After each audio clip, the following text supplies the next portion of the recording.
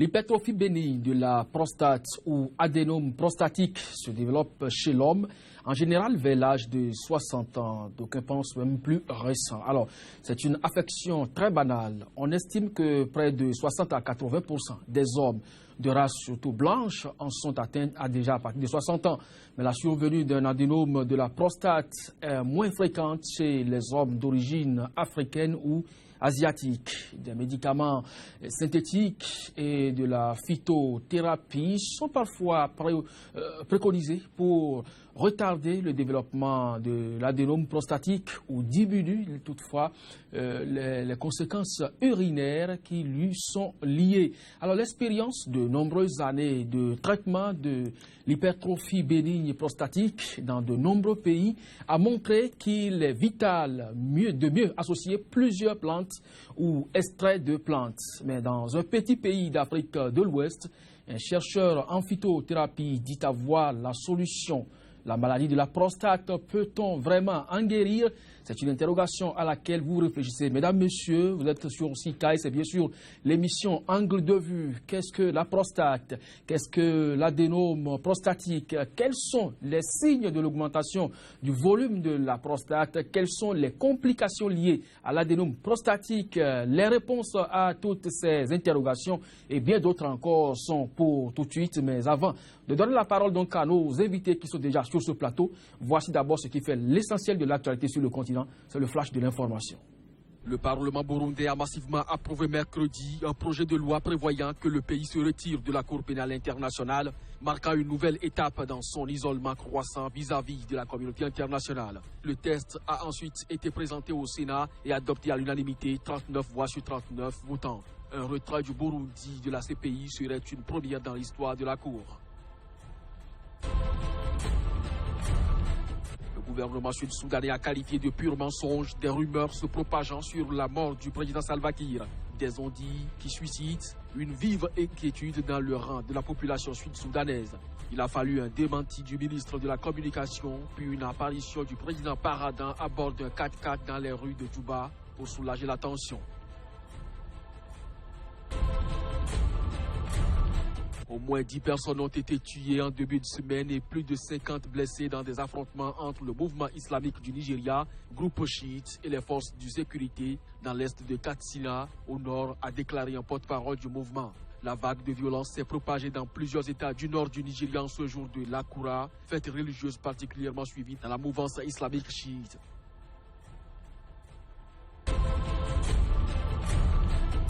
Sur ce plateau, pour discuter de la prostate, deux invités. Antoine Simon-Gagnon, vous êtes spécialiste en foresterie, président directeur général de l'établissement mondial Saint-Antoine de Padoue, plus jamais la maladie de la prostate au Bénin. Vous êtes aussi phytothérapeute. Bonjour et merci de répondre à notre invitation. Bonjour, monsieur le journaliste. Alors, j'ai également avec moi Pierre Alcantara Zokli, professeur de gestion, fondateur de l'école supérieure de l'entrepreneuriat et de la prospérité Esperanza. Vous êtes un entrepreneur social préoccupé par les questions de santé publique. Monsieur Zokli, soyez les bienvenus également dans le studio de Sika. Bonjour, cher ami Kadoji.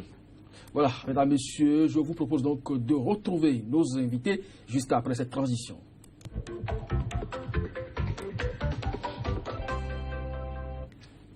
Un Béninois a trouvé le remède contre le cancer de la prostate. Il a fait ses preuves et continue de sauver des vies humaines. Ce spécialiste en foresterie que nous avons donc à nos côtés ce matin s'est d'abord intéressé donc aux vertus des plantes et est passé donc de la foresterie désormais à la phytothérapie. Et c'est là qu'il découvre les vertus que cachent les feuilles associées pour constituer des mixtures qui contribuent à favoriser la régression de certaines maladies dites incurables ou inguérissables si vous le voulez. Monsieur Roudaillon, d'où est partie alors l'idée de s'intéresser à la vertu des plantes, après bien sûr avoir servi au niveau des autres? Oui, merci monsieur le journaliste. Avant tout, je remercie le Seigneur Tout-Puissant. Je remercie Dieu Tout-Puissant, Allah, pour m'avoir envoyé sur cette terre et en mission pour traiter cette maladie cruelle et mortelle est appelée la maladie de la prostate.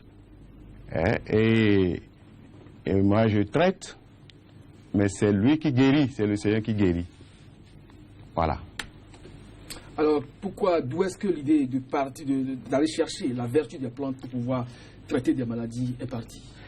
Voilà, je vais aller un peu derrière pour vous dire que avant, les feuilles parlaient, les animaux parlent, les poissons. Moi, mon grand-papa... N'est-ce pas des légendes? Non. Mon grand-papa fut un grand chasseur. C'est là où venu. Et c'est lui qui traitait la maladie qu'on appelle la maladie Adomawusian, c'est-à-dire la rétention urinaire, la maladie de la prostate. Alors, et il m'a légué une partie, et qu'on dit souvent que c'est l'ancienne code Contis, la nouvelle. J'ai mené des recherches pendant 35 ans et je suis devenu incontournable. Et aujourd'hui, c'est une chose réelle. La maladie de la prostate se traite au Bénin et on la guérit. Avant d'en arriver à la prostate qui fera donc le clou de cette émission, quelles sont les autres maladies auxquelles vous avez appliqué vos recherches et qui ont marché? Non, je ne traite pas plusieurs maladies, je ne traite pas 2 maladies. Vous êtes seulement spécialisé dans le traitement de la prostate? De la prostate, quelles que soient ses complications. Voilà. Alors, M. Zokli, quel regard portez-vous sur cette science traditionnelle africaine qui prétend traiter quand même des maladies qui échappent parfois à la limite à la médecine moderne? Je vous remercie. Je voudrais d'abord vous dire que j'apprécie beaucoup l'humilité et la prudence de M. Dayan, qui dit que lui, il traite la maladie, mais que c'est Dieu qui guérit. Ce qui va un peu à l'encontre de votre introduction de tout à l'heure. Vous avez dit qu'un Béninois a trouvé les remèdes, n'est-ce pas, au cancer de la prostate. Ce que je trouve que c'est déjà un peu d'audace. Nous devons rester prudents parce que lui-même, il est prudent.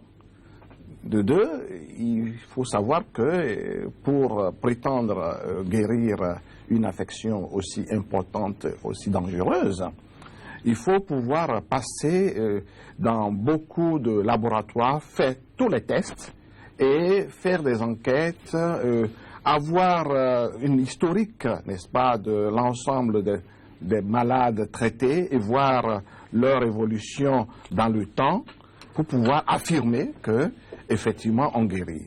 Si vous avez des dernières recherches, par exemple, de l'hôpital européen de référence, qui est l'hôpital de Villejuif dans la région parisienne, où on dit que, n'est-ce pas, les malades atteints, du moins les hommes atteints de cette maladie, dès le diagnostic, n'est-ce pas, après même les traitements, ont une survie environ, ils sont 99% continuent de survivre 10 ans après. Et moi, je connais, n'est-ce pas, quelqu'un qui a aujourd'hui 89 ans et qui a connu une ablation de la prostate depuis 1990 et qui est très en forme aujourd'hui. Donc, je pense que il y a un regard plutôt prudent qu'il faut jeter sur les travaux, des recherches et je dirais les résultats préconisés par certains phytothérapeutes, je dirais, béninois et africains. Donc vous n'accordez pas autant de crédit au fruit de leurs recherches? Je n'ai pas la prétention de le dire, mais je souhaite qu'ils aillent plus loin dans leurs recherches et qu'ils soient passionnés et qu'ils soient prudents, parce que aujourd'hui, face à la démission, je dirais au mutisme des autorités sanitaires de nos pays par rapport à certaines pandémies, certaines maladies de cette importance, il y a une incursion sur le marché de formation sanitaire de beaucoup de personnes qui, ma foi, prétendent inventer tel pour guérir tel, et ainsi de suite. Alors, je crois que c'est vrai que l'absence de plateaux techniques appropriés pour accompagner, n'est-ce pas, certaines affections, certains médecins, ouvre la voie à, je ne dirais pas un désordre, au fait que beaucoup de personnes parfois s'improvisent, n'est-ce pas, guérisseurs de telle affection, et je pense que c'est important de faire beaucoup attention pour la sécurité de nos populations. Monsieur Ngayon, Monsieur Zokli a salué votre humilité, mais note toutefois qu'il faut aller avec prudence, 35 années de recherche. Est-ce que vous avez parcouru des laboratoires pour certifier votre produit et garantir effectivement son efficacité? Merci, journaliste. C'est moi qu'on appelle Hundayon Simon Antoine. Moi, je ne suis jamais pressé. J'ai mené des recherches pendant 35 ans, que je viens de le dire tantôt. J'ai parcouru plusieurs laboratoires. J'ai eu d'abord, je ne suis pas venu, entre parenthèses, je ne suis pas venu pour la théorie et moins pour la littérature. Je suis venu en tant que pratiquant. Hein? Alors, j'ai parcouru plusieurs laboratoires. Vous pouvez toucher ça la voix. Ça, c'est délivré par l'Université du Bénin. L'examen de toxicité sur les produits de la prostate, c'est moi, c'est ça.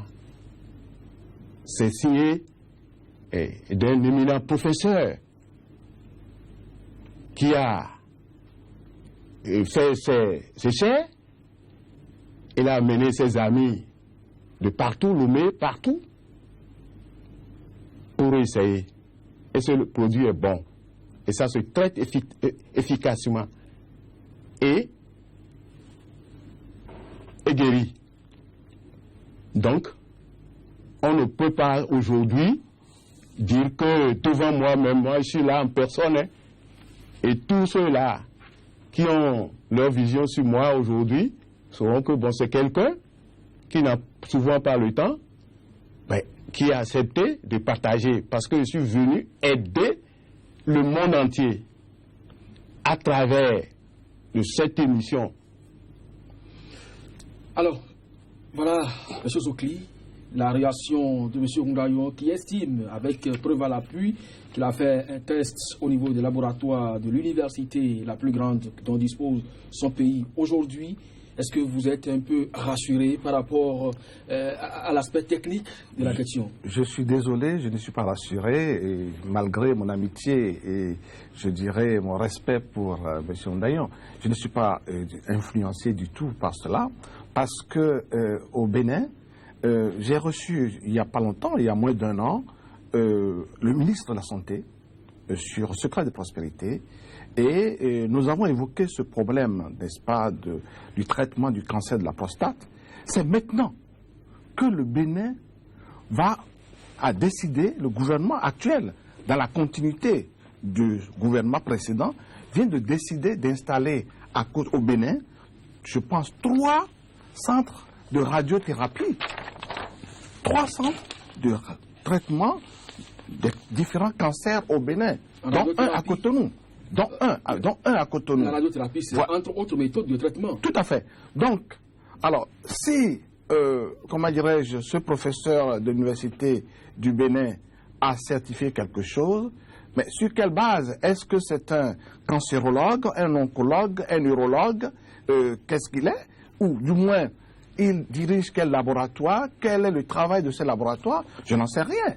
Mais ça ne suffit pas à, ma foi, accréditer la thèse selon laquelle les recherches de notre frère M. Ngayon conduisent au traitement efficace et permettant la guérison totale du cancer de la prostate. Non, c'est juste une analyse certainement de la toxicité, n'est-ce pas? Toxicité donc de son produit, mais ça ne dit pas que eh bien, ça va déboucher sur, n'est-ce pas, la guérison des différents patients traités. Puisqu'il ne s'agit pas encore d'un laboratoire qui fait des médicaments. Donc, au cours de cette émission sur les limites de ces sciences phytothérapeutiques. Alors, M. Mounayou, est-ce que vous avez l'impression que c'est de l'anathème jeté sur vos années de recherche, et comme ça se passe un peu partout sur le continent africain? Nous avons appris que Ghanéen, tout comme Camerounais, avait inventé le vaccin contre le sida, mais jusqu'à aujourd'hui, ça n'a pas été publié. Est-ce que vous pensez que c'est la même chose que vous vivez? Moi, je suis quelqu'un. Je vais lentement et sûrement. Vous savez, si je suis ici aujourd'hui au Bénin, c'est parce que j'ai voulu. Les Américains, après le traitement, et ils ont trouvé la guérison, m'ont proposé d'aller servir chez eux. Moi, j'ai refusé. Pourquoi vous avez refusé? J'ai refusé parce que personne n'a l'argent pour faire face à ce traitement. Est-ce que vous voyez? Personne n'a l'argent pour faire face à ce traitement. Et la médecine moderne, Dieu a caché cette maladie à la médecine moderne. Et il menait des recherches depuis des siècles. Mais pourquoi aujourd'hui c'est chez Undayon que cela se traite et puis les éminents cadres, les ministres, les chefs d'État viennent pour faire leur traitement? Je dis, nous allons donner les symptômes tout à l'heure. C'est-à-dire on ira jusqu'au bout de notre émission. Moi, je ne suis pas venu pour la littérature. Vous l'avez déjà dit tout à l'heure. Ça, c'est-à-dire, je sais ce que je fais. Je défie quiconque qui dira à la médecine moderne pourquoi je traite les andrologues, je traite les professeurs agrégés en neurologie. Mais tout homme est porteur potentiel d'ailleurs. J'ai été certifié par l'OAPI. Voilà. Alors, M. Sokli, oui, à l'image du VK500 du Dr Meligan Fraga qui a souffert pendant longtemps dans ce pays, est-ce que nous avons parfois en face des cadres complexés qui refusent de reconnaître les mérites de leurs frères qui sont restés au pays? Ah non, non, non. Je vous ai dit tantôt que je salue la prudence et l'humilité de M. Ondayon, qui dit qu'il traite, mais que c'est le Seigneur qui guérit. C'est un postulat, c'est important ça. Maintenant, affirmer d'emblée qu'il traite, n'est-ce pas, des gens et que, bon, des chefs d'État, des ministres et autres, là nous sommes dans la politique. Maintenant, lorsqu'il parle de l'OAPI, l'OAPI c'est quoi? C'est l'Organisation de la protection intellectuelle. Le siège est à Yaoundé au Cameroun et qui fait partie, n'est-ce pas, de l'Organisation mondiale. Si vous, cher ami Kodjovi Ametonou, vous inventez quelque chose que vous voulez protéger, vous écrivez à l'OAPI avec les documents, on vous protège.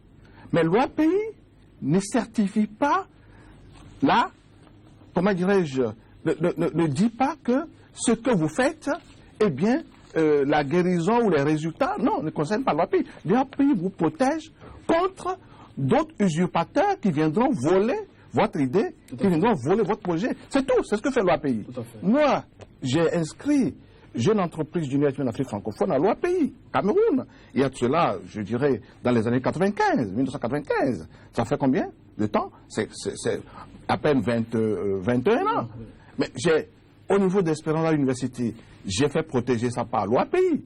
Mais le fait que j'ai fait protéger, n'est-ce pas, Espérance University par l'OAPI, ne me permet pas de délivrer les diplômes de licence et de master qui, eux, doivent être, je dirais, accrédités par le ministère de l'Enseignement supérieur et de la recherche scientifique à partir des offres de formation. Donc, c'est deux choses différentes. Alors, donc, vous attaquez beaucoup plus pas la forme, mais plutôt le fond, de la question. Donc, et savoir donc si véritablement les recherches auxquelles nos phytothérapeutes parviennent sont vraiment efficaces à 100%. Alors, à partir de cet instant, M. Ondayon, quelles sont les preuves dont vous disposez aujourd'hui? Parce que vous avez évoqué des personnalités politiques sans pouvoir les nommer, que vous avez guéri et même d'autres patients venus de l'étranger. Quelle est alors la preuve d'efficacité dont disposez-vous aujourd'hui pour, en tout cas, apporter un peu de réponse? C'est que mon frère, je ne sais pas si il est mon grand frère, sinon moi je suis de 1939. Je dois avoir 77 ans, hein, en plus de quelque chose. Vous voyez, encourager ce qui est encourageable. Quand on parle de tout ça là, les professeurs, les chercheurs, le groupement, hein, le regroupement des chercheurs, ont mis à ma disposition, après avoir les traités. Est-ce que vous voyez, d'autres ont été jusqu'à la pipertomie. Les 2 testicules ont été amputés. Et ils viennent, ils se retrouvent, ils n'auront plus, ils auront l'érection, mais ils n'auront plus de sperme. Ceux-là ont traité. Voilà. Voilà, des preuves. C'est-à-dire, nous allons, en évoluant, je serai en train de vous dire ce qui intéresse le plus. Hein, ce n'est pas celui qui a son agrégation qui fait chose, c'est Dieu qui fait chef. Est-ce que vous voyez? Mais est-ce que vous avez aujourd'hui une statistique par rapport aux populations que vous avez traitées? Et est-ce qu'on peut disposer d'une cohorte et savoir, bon, en tout cas, à partir de quelle année vous avez véritablement commencé à faire le traitement et aujourd'hui, quel nombre à peu près vous avez déjà traité? Merci beaucoup, monsieur le journaliste. Et j'ai d'abord, il y a des registres. Vous voyez, il y a des registres. Et quand les patients viennent, ils sont enregistrés. Ils sont enregistrés. Il y a nom et prénom, pays d'origine, commune, village ou ville, quartier, maison, nombre d'années dans la maladie, étape du traitement, hein, âge, hein, date d'arrivée et contact en plus observation. J'ai commencé le traitement il y a plus de 30 ans. Il y a plus de 30 ans, mais j'ai traité plus de 25 000 patients à travers le monde. À travers le monde. Alors, il y a eu plus de 12 000 guéris définitivement. Après la guérison, on les envoie au contrôle dans les laboratoires pour contrôler le volume de leur prostate, tout ça là. Hein? Et ils reviennent maintenant avec les résultats des analyses. Et tout est là-bas, et c'est dans l'ordinateur, et il y a une grande chimiste pour ça là. C'est des trucs. Nous, on ne fait pas de n'importe quoi. Alors, M. Sokli? Bon, écoutez, je pense qu'il faut resituer le débat. Oui. Ah. Moi, je dis ceci. On est toujours dans le débat. Moi, je dis ceci. Les travaux de M. Houndayan, je les respecte. Ça, c'est incontestable. Mais nous sommes dans une démarche scientifique. Nous savons au niveau international, tout au moins au niveau occidental, qu'un homme sur 7 passe le diagnostic au niveau du cancer de la prostate. Un homme sur 7. Tout au moins. Ok, ça on le sait. On sait que lors du diagnostic, pendant les 5 premières années, 95% de ceux qui ont été diagnostiqués continuent de vivre. Et ça, c'est d'après la médecine moderne. Ça, on le sait également. Vous pouvez la voir partout. Et tout récemment, j'ai rencontré dans un hôpital européen un jeune Béninois, un cancérologue, qui me dit, monsieur, des malades que nous avons traités, il vient de Lyon. Un jeune cancérologue béninois, né à Paris, de parents béninois vivant à Paris, me dit, plus de 20 ans après le traitement, après, n'est-ce pas, je dirais, la radiothérapie, nous rencontrons encore beaucoup de nos malades qui sont survivants. Donc, il y a eu des tests, il y a eu des statistiques, et il y a parfois des témoignages. Donc, moi, ce que je dis... Donc, vous ne voyez pas en phytothérapie, avec ce que M. Houndayan évoque, le dit comme une nouveauté? Non, pas du tout. Je veux tout simplement dire que il y a des démarches. Il y a d'abord un dépistage, quand on est atteint de cette maladie.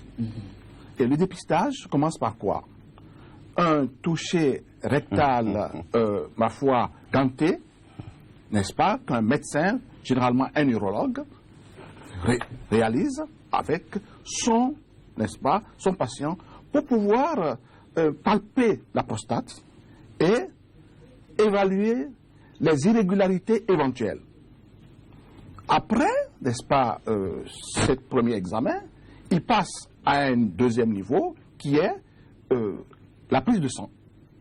Pour déterminer, n'est-ce pas, ce qu'on appelle généralement l'antigène prostatique, comment dirais-je, PSA. Le PSA, l'antigène prostatique, qui est le PSA, et le PSA qui permet, donc, la substance peut, n'est-ce pas, engendre, dont le taux, n'est-ce pas, peut permettre de savoir où est-ce qu'on en est. Mais après, n'est-ce pas, ce PSA, on va encore à un autre examen qui est, n'est-ce pas, ce qu'ils appellent généralement l'échographie transrectale, pour pouvoir encore voir le volume. Et à partir de là, on arrête le dépistage. Et beaucoup de gens font ça, en général, à partir de 35-40 ans, pour éviter. Mais le diagnostic commence réellement par la biopsie. Et la biopsie, là, nous sommes déjà à un niveau où on est sûr qu'on a un malade qui est atteint de ce cancer-là. Et la biopsie, c'est au moins entre 10 et 12 prélèvements qui sont effectués par un neurologue, un cancérologue, et qui, n'est-ce pas, obtient, n'est-ce pas, des résultats, et peut vous situer pour savoir à quel niveau se situe votre évolution. Et s'il veut aller plus loin, il fait une scintigraphie osseuse pour savoir est-ce que la maladie est déjà rentrée au niveau des os. Donc, il faut quand même un minimum de démarche scientifique. Oui, mais vous n'avez pas dit que M. Oundayon ne le fait pas. Est-ce que vous êtes dans ce registre? Est-ce que vous reconnaissez la vérité de ces propos? Non, mais ce qu'il dit là, il est en train de me regarder, M. Zoukri est en train de me regarder avec ses petits yeux. Il n'a qu'à me regarder avec les grands yeux. Hein? Je ne suis pas quelqu'un comme... Quand il a parlé de PSA, et il voulait définir le truc PSA, tout ça, je l'ai devancé, je l'ai dit. PSA, oui. Le PSA aujourd'hui, je dirais au monde entier, il n'y a rien de courant. Le PSA contrôle l'évolution du cancer de la prostate. L'échographie contrôle le volume de la prostate. Et quand les gens nous parlent comme si nous, on ne maîtrise rien, tout ça, c'est pas ça. Il faut d'abord, quand les patients viennent, sinon ils prennent rendez-vous, je leur demande, puisque nous n'avons pas encore les appareils adéquats, les Américains ont promis, ils vont emmener, et l'établissement aura tout ça là. Est-ce que vous voyez? Si les gens prennent rendez-vous, je les oriente d'abord vers un neurologue. Pour passer toutes ces étapes d'abord. Toutes ces étapes. Et là, vous avez le résultat sous la main. J'ai les résultats et je leur demande d'aller prendre leurs photos. En plus, la vue. Parce que quand ça vient là, l'homme devient dépéri, tout ça là. Je leur demande d'aller prendre leurs photos et garder. Et quand ils vont commencer, moi, mon traitement, et vont suspendre à tous les produits, les autres produits. Et c'est ce que les gens recettent. Si vous ne recetez pas ça là, et que vous êtes sous mon traitement, vous prenez d'autres produits, c'est qu'il n'y aura pas un résultat concluant. Est-ce que vous voyez? Je fais ces étapes-là. Et j'ai fait, et je suis en étroite collaboration avec des professeurs agrégés de ce pays comme de l'Europe. Ils ont dit que je ne serais pas intrus. C'est pourquoi ils ont mis tous les documents à ma disposition. Moi, je ne parle pas en l'air. Voilà. Ici maintenant, ce que vous avez ici, on dit les maladies de la prostate. Deuxième édition, diagnostic et traitement. Et ils disent, ces partenaires-là, ils disent que eux, ils mènent des recherches et ils traitent, mais ils n'arrivent pas à guérir. Que c'est le bénéficiaire qui traite cette maladie et la guérit. Voilà, c'est ça.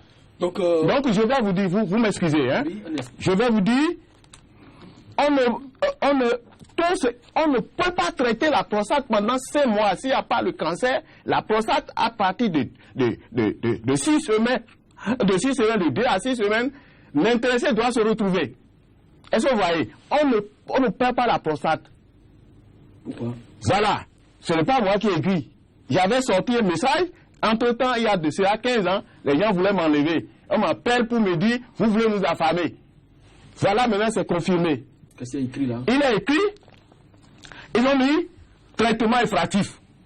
Selon moi, le traitement infractif consiste à imputer l'organe malade des autres organes. Ils sont allés loin. Ils ont dit l'intervention chirurgicale et les autres traitements infractifs sont du ressort de l'urologue. Vous me suivez? Alors, ces interventions sont généralement inefficaces. Ce n'est pas moi qui ai écrit, je vais te donner, vous allez jeter un coup d'œil, mon frère. Alors, ils ont dit, la chirurgie en particulier devrait être évitée, sauf en présence d'une indication bien précise, comme une sténose du col de la vessie ou un rétrécissement de l'urètre. Alors, le rétrécissement de l'urètre, c'est ça, moi, je traite. C'est ça qui tue tous les hommes. C'est ça quand vous avez les difficultés de la prostate. Quand vous avez les difficultés de la prostate, ça commence comment? C'est lorsque vous urinez, vous éjaculez. Ces 2 liquides passent par la prostate. Moi, j'ai banalisé le truc, je l'ai simplifié. Et j'ai simplifié la prostate quand je dis la glande, tout ça là. Moi, j'ai simplifié, je dis, je l'ai donné un nom, notre filtre. La pompe à essence. On va retrouver donc la pompe à essence tout à l'heure dans ses détails, dans ses développements et tout ce que cela engendre comme conséquence sur la vie sexuelle de l'homme et comment M. Houndayon peut apporter la science et sa contribution et si véritablement la médecine africaine a réussi là où la science moderne a échoué. Mesdames, Messieurs, c'est là donc tout pour la première partie de cette émission. Retrouvez-nous dans un instant juste après le flash de l'information. Le Parlement burundais a massivement approuvé mercredi un projet de loi prévoyant que le pays se retire de la Cour pénale internationale, marquant une nouvelle étape dans son isolement croissant vis-à-vis de la communauté internationale. Le texte a ensuite été présenté au Sénat et adopté à l'unanimité, 39 voix sur 39 votants. Un retrait du Burundi de la CPI serait une première dans l'histoire de la Cour.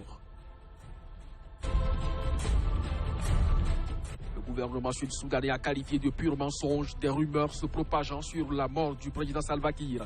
Des ondits qui suscitent une vive inquiétude dans le rang de la population sud-soudanaise. Il a fallu un démenti du ministre de la Communication, puis une apparition du président paradant à bord d'un 4x4 dans les rues de Djouba pour soulager la tension. Au moins 10 personnes ont été tuées en début de semaine et plus de 50 blessés dans des affrontements entre le mouvement islamique du Nigeria, groupe chiite, et les forces de sécurité dans l'est de Katsina, au nord, a déclaré un porte-parole du mouvement. La vague de violence s'est propagée dans plusieurs États du nord du Nigeria en ce jour de l'Akura, fête religieuse particulièrement suivie dans la mouvance islamique chiite.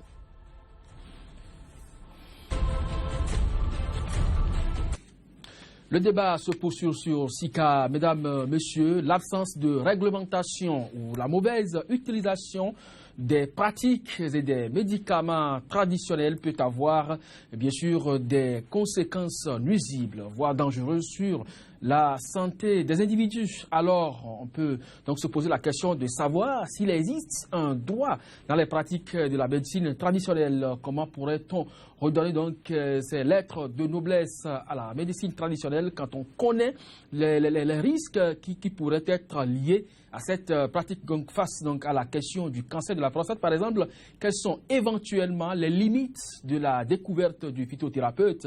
La réponse est juste après cette transition.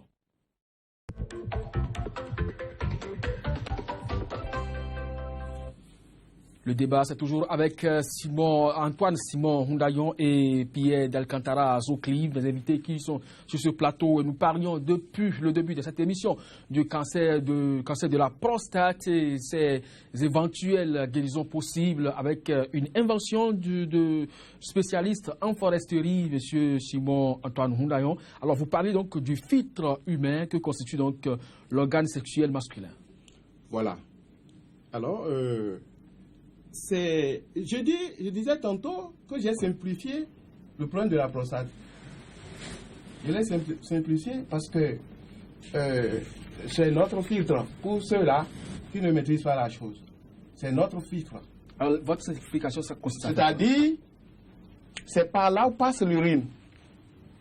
C'est dans la même prostate que le sperme passe. Si le sperme quitte les testicules, ça passe par le canal vésicule séminal. Et ça rentre dans la prostate. Et la prostate filtre, traite et rentre à limpide avant de propulser. L'urine rentre dans la prostate, quitte la vessie, ça rentre dans la prostate. Et la prostate maintenant traite afin que le sphincter ne trouve ses fonctions et propulser. Mais à chaque passage de ces deux liquides, laisse souvent un dépôt dans la prostate. C'est très simple. C'est ce que les gens ne maîtrisaient pas depuis des siècles. Elle laisse un dépôt dans la prostate. Conséquence? Et ce dépôt-là s'accumule petitement pendant 15 ans. Je vous donne un exemple. Prenez le seau dans lequel vous mettez l'eau, hein, et laissez ça pendant 72 heures. Moi, je suis un chercheur. Pendant 72 heures. Mettez la main dans le seau devient gluant. Même le bol que vous mettez à la surface de l'eau, ça devient gluant. Le bol, le bas. Alors, c'est la même chose que nous rencontrons dans nos prostates. Et que c'est quand il y a congestion, et quand ces deux liquides s'accumulent, les dépôts s'accumulent pendant 15 ans, alors, ça commence par donner des signes. Vous allez commencer par avoir la panne sexuelle. Panne sexuelle, faiblesse sexuelle, c'est deux choses distinctes. Panne sexuelle, c'est quand l'intérieur de la prostate commence par se congestionner sale et que ça rend le sang noir. Monsieur Zokri disait tout à l'heure qu'il y a problème du sang pour les analyses du PSA. Ça, oui. Voilà, le sang devient noir. Et quand le sang devient noir, tout le corps est affecté. Vous allez commencer par avoir la panne sexuelle. Panne sexuelle, le sang, le début là, vous avez l'érection, ça bande. Est-ce que vous voyez, ça bande. Mais quand vous allez vous rapprocher d'une femme, ça se teint. Ça bande bien, mais parfois vous faites la pénétration, ça se teint dedans. Déjà, le sang est noir. Et la prostate, l'homme a 2500 maladies. Les documents existent. Mais la prostate seule incarne la moitié. Alors, en attendant de vous retrouver, M. Zokri, est-ce que vous pensez comme ça que la science moderne a échoué là où la médecine traditionnelle est en train de réussir? Je ne pourrais pas le dire. Vous savez que j'ai toujours été prudent depuis qu'on a commencé ce débat. Je ne suis pas médecin, je ne suis pas biologiste, voilà. Je ne suis ni oncologue ni cancérologue. Je suis curieux et je suis un humain capable d'être malade et j'ai cherché à comprendre ce qui se passe. Je vais d'abord revenir sur ce que disait M. Ndayon tantôt sur l'ablation, sur la chirurgie. Mais évidemment, la chirurgie fait partie des méthodes de traitement du cancer de la prostate. Quand vous rencontrez un urologue, l'urologue est aussi un chirurgien. Systématiquement, il vous propose, après, n'est-ce pas, son diagnostic, après qu'il ait constaté à travers la biopsie que vous êtes vraiment malade, il vous propose systématiquement la prostatectomie. Ça veut dire que vous n'êtes pas d'accord avec ce qui a été écrit dans le document? Non, vous savez qu'il y a plusieurs écoles. Aujourd'hui, depuis il y a plus de 10 ans, plus de 15 ans, il y a en France, par exemple, un mouvement qu'on appelle « Touche pas ma prostate ». Il y a un mouvement qu'on appelle « Touche pas à ma prostate ». Ça veut dire qu'il y a des personnes qui sont contre la chirurgie, qui ne veulent pas, n'est-ce pas, être amputées d'un organe, qui veulent rester tel, parce qu'ils estiment que Dieu a créé l'homme ainsi, il faut rester tel. Et bien entendu, ceux qui sont contre, n'est-ce pas, la chirurgie, beaucoup préfèrent la radiothérapie. La radiothérapie qui a plus d'un siècle d'existence en termes d'expérience en matière de traitement de la prostate. Alors, la radiothérapie, parlons-en. Eh bien, c'est un traitement, une stratégie qui vous permet, une fois que l'urologue a détecté que la biopsie rassure que vous êtes atteint de la maladie, eh bien, en 8 semaines, vous êtes traité. En 8 semaines, vous êtes traité par la radiothérapie. Il s'agit, n'est-ce pas, d'un traitement par rayon X, à travers, bien entendu, des robots qui vous injectent des rayons X et qui, n'est-ce pas, parce que la maladie a été localisée, il y a eu, n'est-ce pas, des spécialistes à travers des tatouages ont bien localisé, n'est-ce pas, où se trouve la maladie, c'est-à-dire les cellules cancéreuses sont bien entendu identifiées par rapport aux autres cellules qui sont saines et les rayons X permettent, n'est-ce pas, la destruction de ces cellules cancéreuses.